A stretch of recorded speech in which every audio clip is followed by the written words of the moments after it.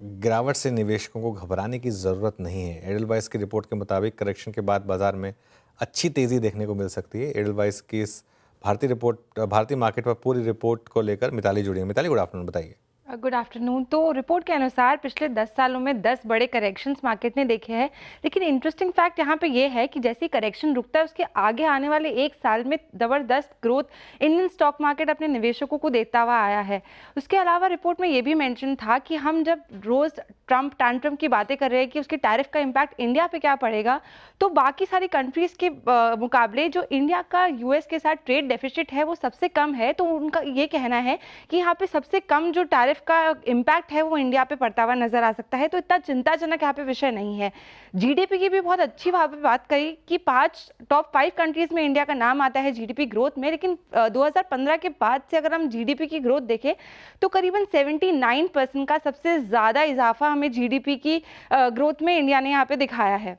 अब मार्केट की करेक्शंस के जो टॉप 5 यहाँ पे एनालिसिस थे उनकी बात करें तो देखिए जो करेक्शंस है वो एवरेज बेसिस पे कोई भी करेक्शन 3 महीने से ज़्यादा नहीं चला और 14 to 15% का एवरेज यहाँ पे करेक्शन मार्केट ने दिखाया है। लेकिन उसके बाद जो एक साल का यहाँ पे इंडियन मार्केट का रिटर्न्स था वो बहुत ही अच्छा था, जिसके कारण निवेशकों ने बहुत ज़्यादा उजागर किया है। इसके बाद अगर हम बात करें एफआईआईज और डीआईआईज की, तो एफआईआईज अपना रुख मोड़ कर रूट कर इंडियन मार्केट से जा रहे हैं। लेकिन यहाँ पे सबसे पहली बार ऐसा हुआ है कि रिटेल इन्वेस्टर्स का जो होल्डिंग है इंडियन स्टॉक मार्केट में वो इस बार एफआईआई से ज्यादा हो गया इस क्वार्टर में। 2010 के बाद 2014 2020 को भी आप कंपेयर करें तो ऐसा पहली बार हो रहा है कि रिटेल इन्वेस्टर्स की जो होल्डिंग है वो एफआईआई से ज्यादा देखने को मिल रही है। तो वो रूट कर जा रहे हैं, लेकिन रिटेल इन्वेस्टर्स ने अपनी पकड़ स्टॉक मार्केट में काफी तगड़ी यहाँ पे जमा रखी है। तीसरा मैं बात करना चाहूंगी ट्रम्प टैरिफ की डेफिसिट वाले पार्ट की। तो जो ट्रम्प टैरिफ के डर है, अगर हम देखें चाइना और मेक्सिको के कंपैरिजन में, तो इंडिया का जो यूएस के साथ ट्रेड डेफिसिट है वो बहुत ही मामूली है। जहां वो 300 बिलियन डॉलर्स और 172 बिलियन डॉलर्स के ट्रेड डेफिसिट के साथ डील कर रहे हैं, इंडिया का यहाँ पे डेटा बहुत ही कम नजर आता है। अंत में बताना चाहूंगी कि एडलवाइस म्यूचुअल फंड्स किन किन सेक्टर्स पे यहाँ पे बुलिश नजर आए। तो अलग अलग स्कीम्स में जहां जहां पे भी उन्होंने ओवरवेट का स्टैंड दिया है उस लिस्ट में consumer durables, consumer services, FMCG, capital goods और कंस्ट्रक्शन मटेरियल्स यहाँ पे शामिल है। तो रिपोर्ट काफी इंटरेस्टिंग थी और इंडिया के मैक्रो एनवायरनमेंट को देख के काफी पॉजिटिव ट्रेंड देखने को मिला। ओके, चलिए, तो ये मिताली बहुत बहुत शुक्रिया। बिल्कुल, ये एक हिस्टोरिकल डेटा, वहाँ से कुछ रिसर्च आती हुई। मीनवाइल दो और एक्सपर्ट हमारे पैनल में जुड़े हैं, कविता जी और अमित सेठ। कविता जी, गुड आफ्टरनून, होली की बहुत बहुत शुभकामनाएं। बताइए, क्या रहेगी आपकी ट्रेड इस समय की? वेरी गुड आफ्टरनून अनुज जी, आपको भी होली की बहुत बहुत शुभकामनाएं और हमारे सारे व्यूअर्स को भी। सो आज बिल्कुल एक्सपायरी डे प्ले होता हुआ दिख रहा है और मैं एक डिफेंसिव बेट के साथ जाना चाहूंगी।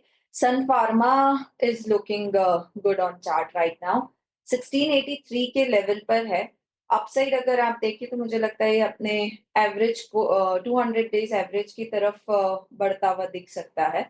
तो 1682 का लेवल है, 1700 1730 के प्राइस टारगेट की तरफ सन फार्मा कैन मूव। 1675 का स्टॉप लॉस मेंटेन करना चाहिए। ओके, सन फार्मा 1683, बस होली का मौका है इसलिए हम कुछ कह नहीं सकते कविता जी, वरना सन फार्मा की कॉल एक बार कार्यक्रम में जा चुकी है 1683 पर। कोई बात नहीं, आपका कन्विक्शन है तो ले लिया हमने कॉल दोबारा। अमित जी से बात करते हैं अब। अमित सेठ हमारे साथ मौजूद हैं। अमित जी, गुड आफ्टरनून, आपको भी होली की शुभकामनाएं। आपका ट्रेड इस वक्त का? जी वीरेंद्र जी, आपको होली की शुभकामनाएं, सबको होली की शुभकामनाएं। वीरेंद्र जी, मेरा इस समय का ट्रेड रहेगा आईसीआईसीआई बैंक। यहाँ पे एक हम कंटिन्यूअस ट्रेंड देख रहे हैं। स्टॉक कंफर्टेबली अपने 50 डे एक्सपोनेंशियल मूविंग एवरेज के ऊपर ट्रेड कर रहा है और हमने कुछ दिनों पहले देखा कि इसने अच्छा बेस 200 डेमा पे बनाया है। रिलेटिव से स्ट्रॉन्ग है। जब मार्केट फॉल कर रही थी इसने अपने लेवल्स बड़े अच्छे से होल्ड किए। तो आईसीआईसीआई बैंक बाय करें। 1240 का स्टॉप लॉस रहेगा और टारगेट्स रहेंगे 1270 के। तो Kotak Mahindra bank, ICICI bank, in fact आप देखिए डे हाई के आसपास कारोबार करता हुआ आईसीआईसीआई बैंक पसंद आ रहा है अमित जी को। ठीक है, अब थोड़ा विषय बदलते हैं और